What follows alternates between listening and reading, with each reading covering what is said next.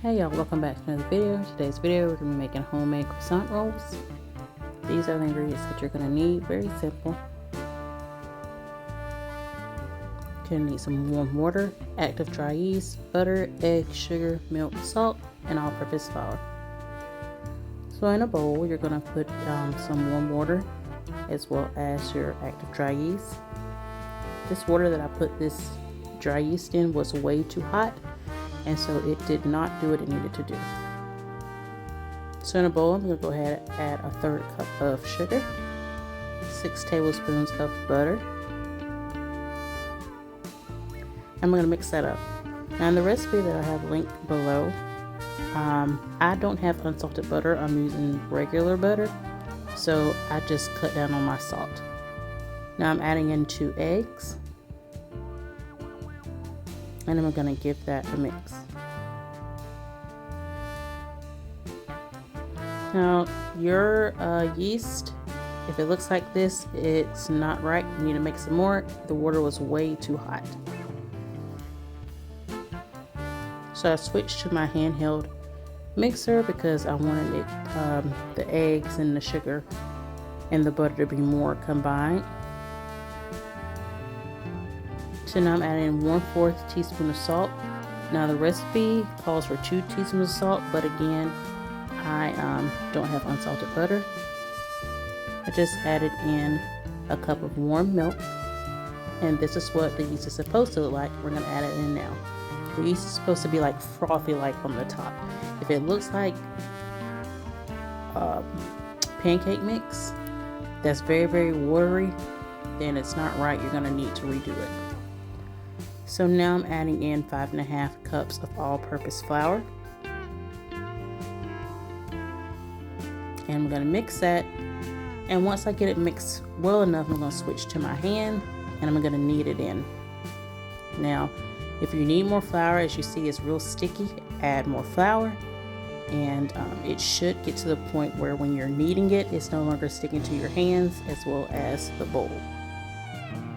So I'm going to put some olive oil in the bowl, and I'm going to put my dough in there.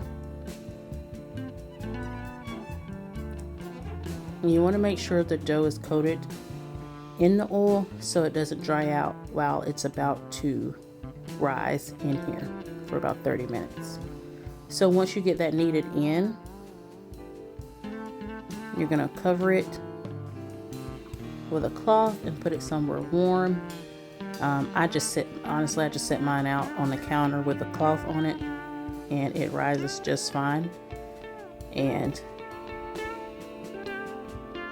I have no issues doing it that way. So you're gonna let it rise for 30 to 40 minutes, and once that's done, you're gonna move to the next step, which is rolling it out. So to make this easier for you, if you wanted to, you could cut this dough in half.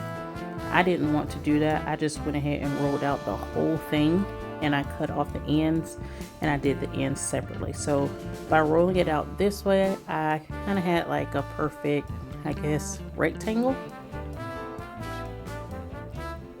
Once I cut those end pieces off, and I have a baking sheet that's already been greased down with olive oil spray.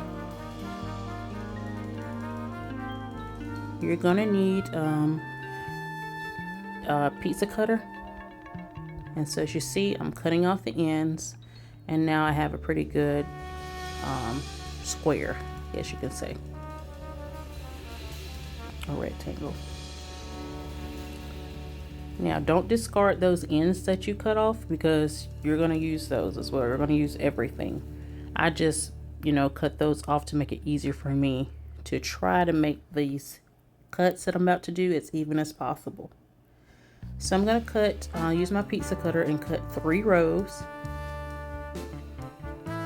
And then those 3 rows, we're going to try to cut triangles, just to make it easier for us. If you had a croissant, they look like triangles that's been rolled over on themselves.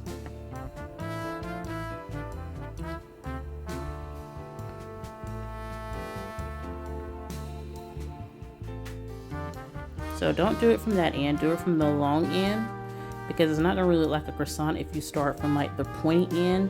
So if starting from the long end and roll it down to the pointy end, you pretty much get a croissant. Now these aren't going to be perfect by any means unless you want to take your time and, you know, make your cuts precise, but they do like croissants, and that's the look that you're wanting to go for someone to look at it and be like, okay, those were those supposed to be.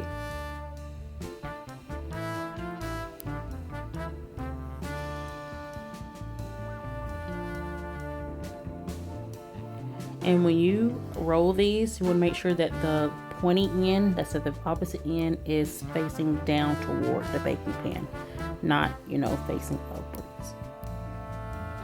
Because if you have them facing upwards when they start baking, because these are going to get big, if you have them facing upwards and not seam side down, they could possibly unravel. So now I'm just rolling out the end pieces that I cut.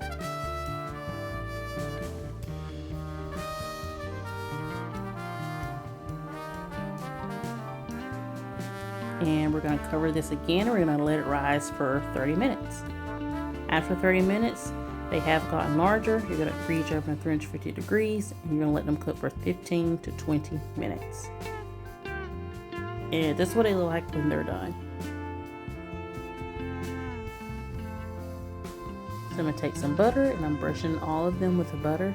Y'all, these smelled so good, and they taste delicious.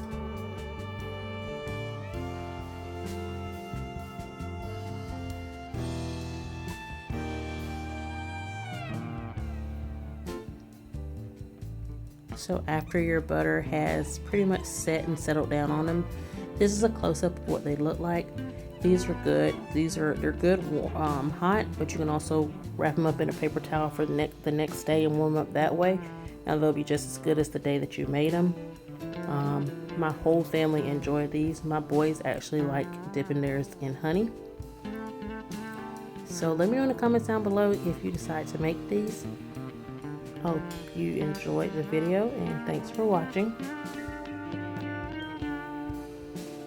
These were so good. They were soft and fluffy, and this is the meal that we paired it up with. So thank you all for watching. I'll see you next time. Bye guys.